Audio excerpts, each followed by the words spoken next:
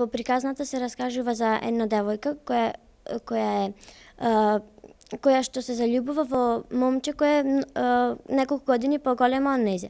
Значи, момчето ја лажи, таа се заљубува во него, потоа момчето ја продава за пари. Па крајот е многу тажен, бидејќи чупето го продаваат за пари. Го продаваат за пари, тоа не може да се врати. Не може кај своите родители повторно да појде, бидејќи тоа избегало од дома. Не треба да жениме во мали години, оти сме мали и не знаеме неколку работи, ќе ни иде потешко ако се жениме после 18 години. Дали во оваа средина е честа појавата? Момчињата и девојчињата рано застапуваат? Да, често е. И се женат во 14 години, ама после е тешко. Ова е убаво и за идните генерации ќе биде како час за да не се омажат во млади години. Како пример? Да.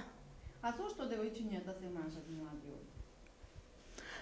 Од лажење, лажат поголемите и така, кај нашата приказна сната ја лажеше чупето и така избега чупето.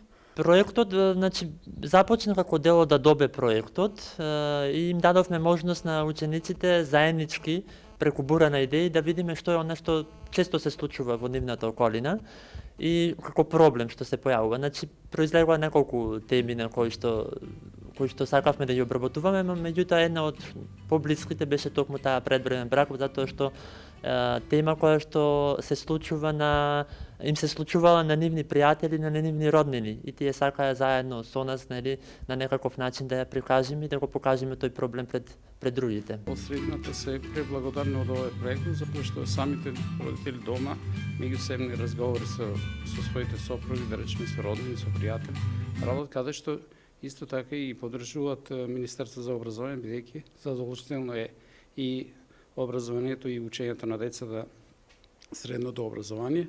Исто така, значи, ќе има и просперитет на децата и за младите со образовниот систем и уште подобро за еднината.